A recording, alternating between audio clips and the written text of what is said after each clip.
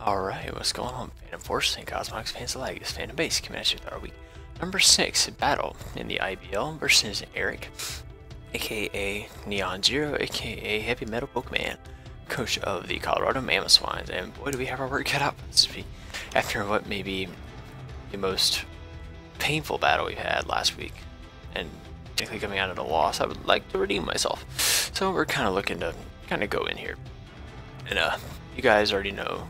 If you saw my team prep, you know what we're bringing. I'm going to give a quick overview, and we're going to hop right in.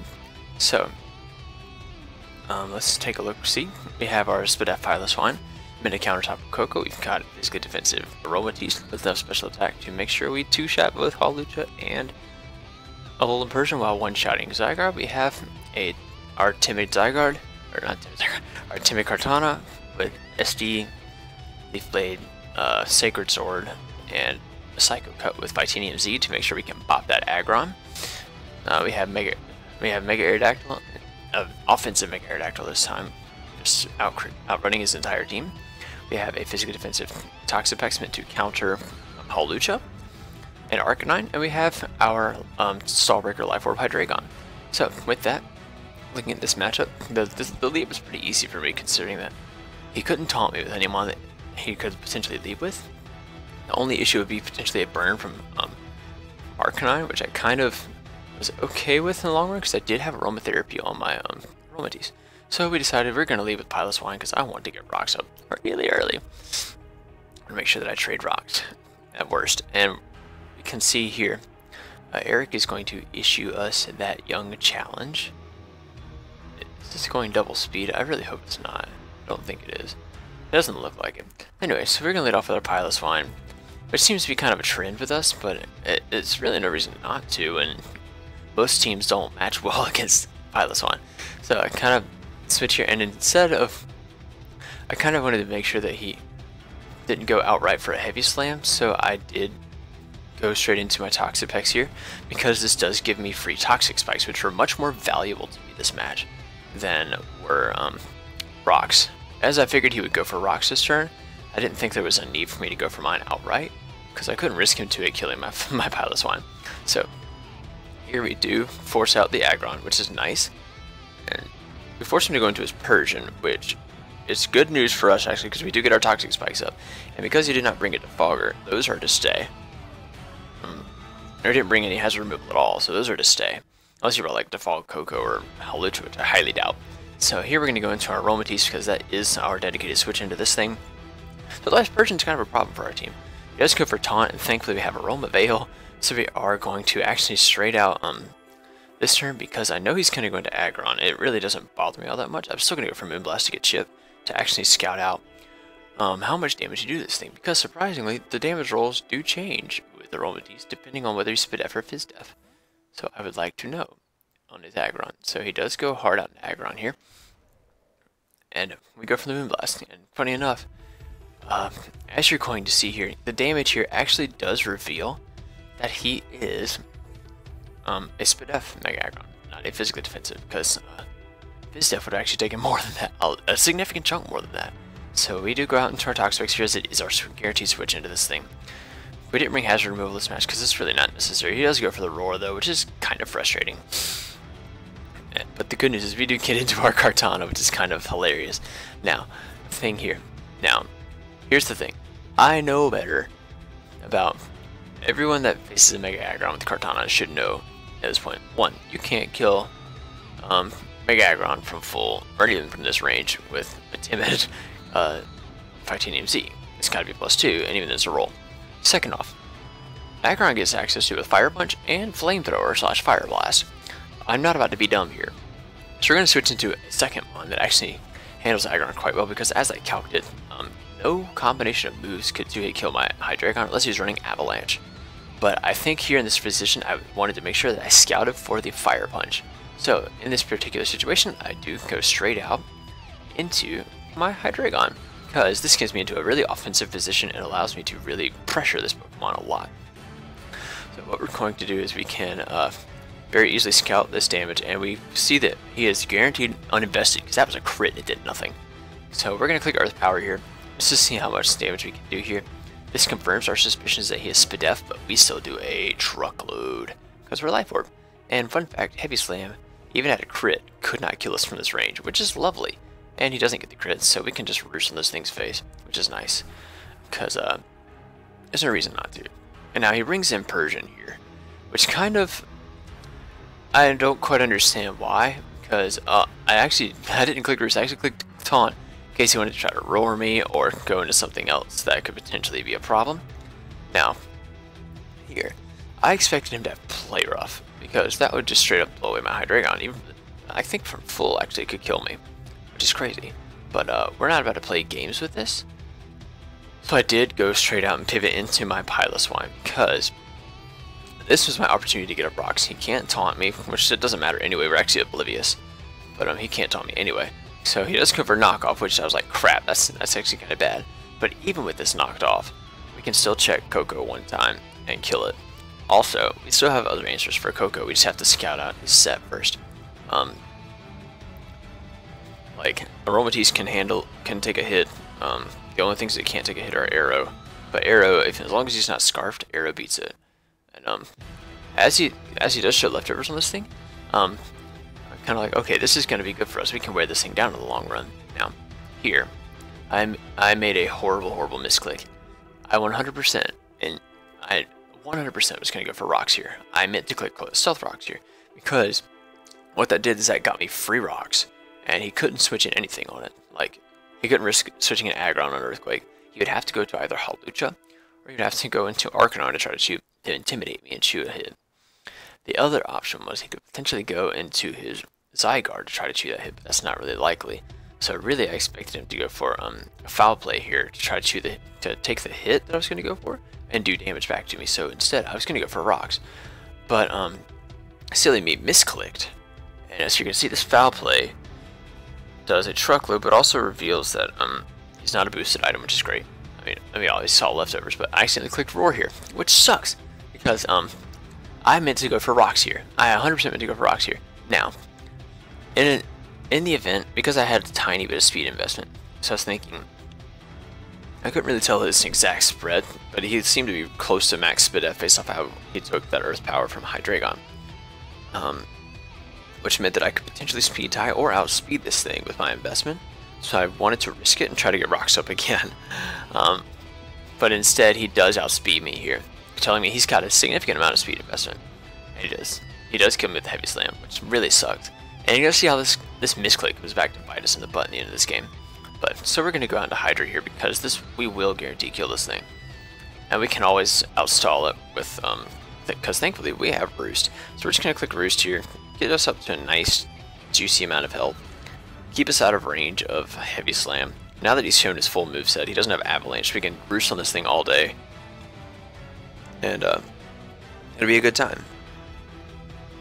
We're definitely healing back way more than he's doing, so at the end of the day we'll be in a nice amount of health, and I kind of wanted to make sure that we kept it that way. So he does go for Heavy Slam again, and we're going to be still above half at the end of this exchange, which is perfect.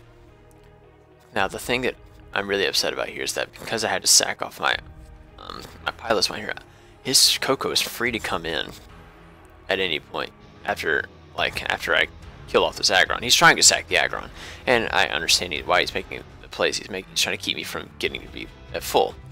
But we're just gonna kill this thing off now because I'm tired of playing with it. It's dead to me. So yeah, nothing on his team switches into the combination of dark and ground, by the way. So this is great. He goes into Coco here, which I perfectly expected because there was no reason for him not to.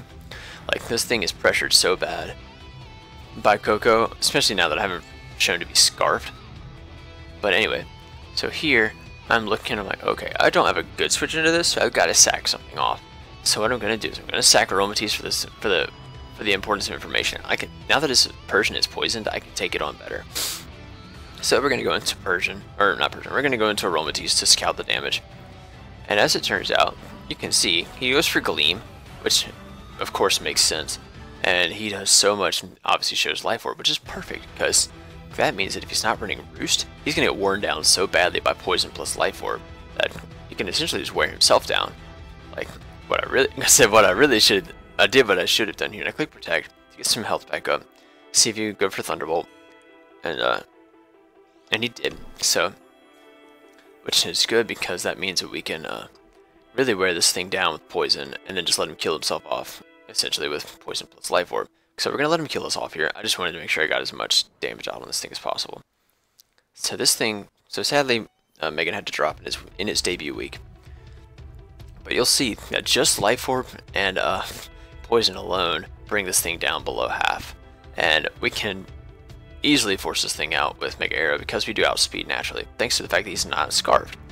So he's going to go hard out into his Arcanine, which, you know, makes perfect sense, because an Intimidate drop is always nice, but I'm going for Earthquake here, so at the end of the day, I'm not quite sure why he did that.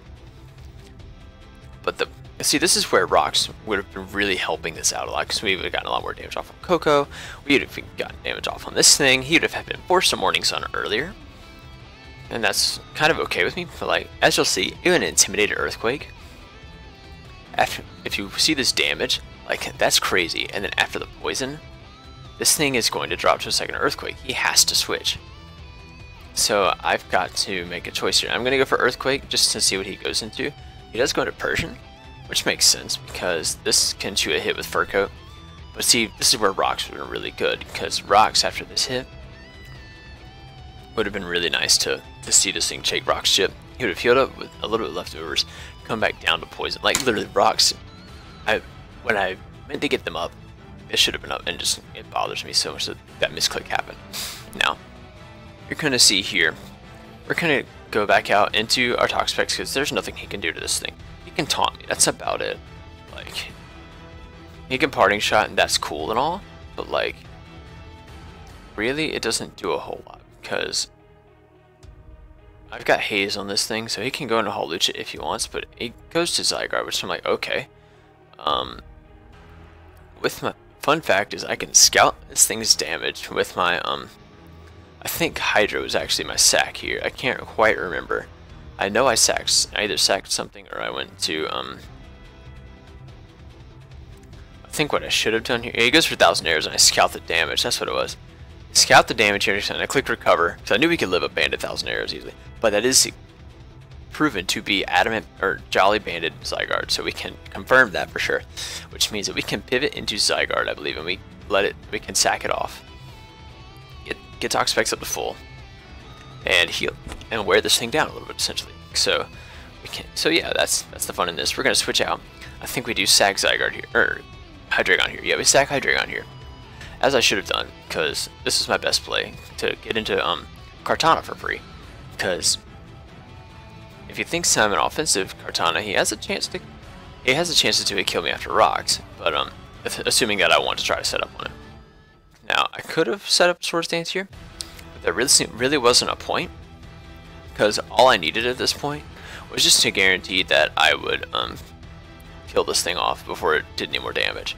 So he goes for 1,000 arrows, and he does a significant chunk, but he actually no, I couldn't Swords Dance there. That's why. Yeah, I knew we could live. And we kill this thing off. Now, here's where another issue happens in this battle. You remember when I said it was Timid Kartana? Yeah, it got the attack boost. When I gem my Mons, sorry if y'all are offended that I gen, I don't care. But when I gem my Mons, Showdown reset my IVs. So I was supposed to be 0 IVs, and it reset them to 31. Showdown will always do that whenever you have a physical attack on your set list, which really sucks because that really screwed this game for me. What this would have done, instead of allowing him to go to Coco, because I would have killed Coco outright, there was nothing he could do. He would have been forced to go to Arcanine, which was guaranteed in range of a Fightinium Z. And if it wasn't, I could go into Arrow and just click Earthquake, and literally just claim a kill on whatever came in. Because at this point, there was nothing he could do. Like, Arcanine would have had, if he'd have gone for, he couldn't have gone for Morning Sun, because Fightinium Z would have put him in range of that, and if he wasn't in range of that, the Fightinium Z would have kept his Morning Sun from healing much, especially after poison damage. So what could have happened, essentially what I would have had to do is sack off Kartana to go Fightinium Z. Or what I could have done is been ballsy, click Swords Dance, then go Fightinium Z. And but also the thing is, he would have, yeah, so I would have been at +1 speed, +1 attack, essentially, after that exchange. Or +2 speed, because I would have actually killed him, I think. Or no, +1 Fightinium Z wouldn't kill, but anyway. Because because he was physically defensive, he told me after, but that would still put him in really low range to where he would kill me with flamethrower, and then been stuck in poison, and been down to about 30% at the worst, or at the highest. And we can come back in with arrow and revenge him. And yeah, once again, had he had rock spin up, he'd be much lower. If I teamed, he would guarantee killed, and then I could just proceed to go from there to where he would be forced to go back into Coco to get terrain up, or go into actually I don't think he would have even been able to go into Persian, because Persian would have died to a Sacred Sword from the range it was at, even if that was at -1, and then he would have gone into Coco, so he would have had to go to Coco to set up terrain to get into Hawlucha, to which I would have just killed Coco outright, and then let his Hawlucha try and set up, but I just click Psycho Cut until he kills me. And then he would have gone to Persian, and I would have sacked this thing off, gone into Toxapex to wear down, to essentially wall it. But as it turns out, because I get the attack boost, he's free to go into Coco. And of course, I have to sack Kartana here to Coco, otherwise I'm going to lose Coco.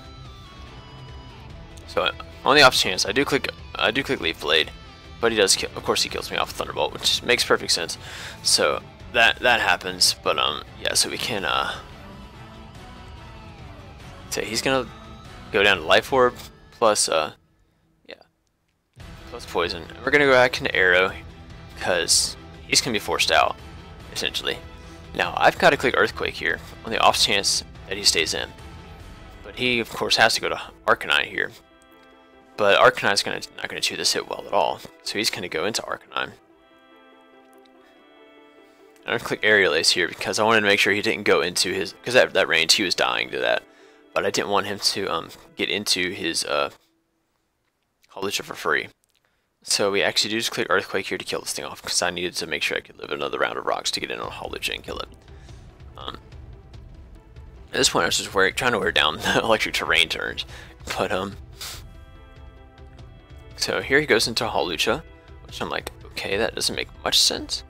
But he does get the boost, or the speed boost, which means he also gets the speed boost.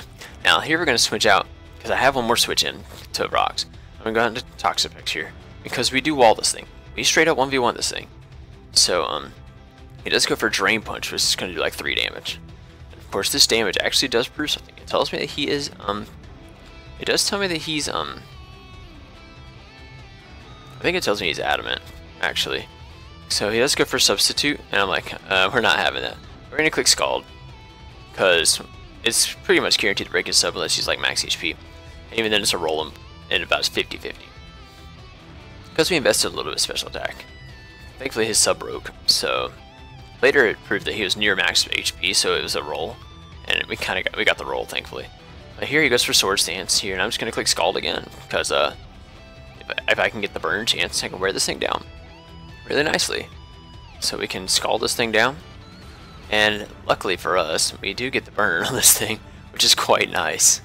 So we're just gonna sit here and let him wear himself down essentially, because he's gonna click Sword Stance again as I click Haze, because I'm not letting this thing set up in front of me for free, because Hawlucha is a threat if I don't keep it at bay. And also that means his defense boost goes away, which is perfect, because that's what I needed to happen. I need to kill this thing off. I needed this thing to die. Now, he's going to die to the combination of 2 Scalds here. So really, he's going to go for Acro here to try to do some damage, and that's going to do actually nothing, which is great, because I just click Recover to see how much damage he's going to do. So I can scout, make sure that he's adamant, which he is. So, because there's no reason for him not to be, because once he gets the boost, it doesn't make a difference. So he's going to go for another Acro as I just click Scald, so I can kill this thing off and let it die down to burn. Actually, no, I think it's straight up, yeah, it dies to burn, if I recall correctly. No, it doesn't. We just kill it with Scald. That's what it was. See that, or I click Recover here and let him die. Let him die to that. Yeah, I click Recover here to let him die to Scald Burn, which is kind of dumb, but you know what, it's whatever. But at least now he's dead, and Toxapex has taken 0 damage, which is perfect. Now here is where I make the misplay of the century. Even at this stage in the game, I could have won this game. But as you can tell from this exact amount of HP he is at, it is very hard to tell whether he is in range of a Life Orb plus poison hit, because I can't tell where that's at. And this is literally the 50-50 of the century, so it's not even a misplay, it's just a 50-50. Okay, here's my thought process. If he is in range of Life Orb plus poison, my play 100% is to go into Aerodactyl. I sack it off, and I go back into Toxapex to wall the Persian, because Persian does max 10% with foul play, and we win that way. However, if he is not in range, my play 100% is to stay in here, because what I can do then, actually I think it really didn't matter. My play wouldn't have mattered, because he would have won straight out with Tapu Koko. So, but I thought really, in all honesty, I did straight up misplay here. Actually, now that I'm thinking about it, he would have straight out won if he was out of range, so it didn't matter. But yeah, so that's how this game goes. So I kind of choked here at the end. What I should have done is gone to Aerodactyl, because regardless of what happened, if he was in range, then I won by going to Aerodactyl. If he's out of range, I lost regardless. So, but instead, I make the Bonehead choke, and I stay in. And I let him kill off my Toxapex, which really blows, because, yeah, sadly, Aerodactyl was, and as you'll see, he does die to the Life Orb plus Poison, which kind of sucks, because I'm sitting here thinking, no, crap! Right as his turn happened, like, I knew I'd lost, because I choked it away. Especially once I saw Persian's health, I was like, my only way to win here at this point is to get a crit. Because foul play kills me guaranteed. It does max like 65%. So I have to Stone Edge crit here. And sadly we don't get that crit. So foul play is going to take us out, which really blows. So yeah, that's our narrow loss to Eric. Comes down to a Misgen and a Misclick, essentially. And then me choking at the end. But anyway, we're gonna go back to this point because that was a tragic moment. But yeah. So yeah, thank you guys so much for watching. I hope you guys enjoyed my little L season here. We're catching a couple L's, but we plan to bounce back next week. Next week we do face off against the Montreal Milotics, coached by Matt O'Shea, who is taking over for who is he taking over? I believe he's taking over Flame Horizon and the Minnesota Golden Goldex. So yeah, his team is spooky as crap. He's got threats like Landorus Therian, but we'll see how we can combat those later. Thank you guys so much for watching, and I'll catch you guys in the team builder for next week. Bye guys.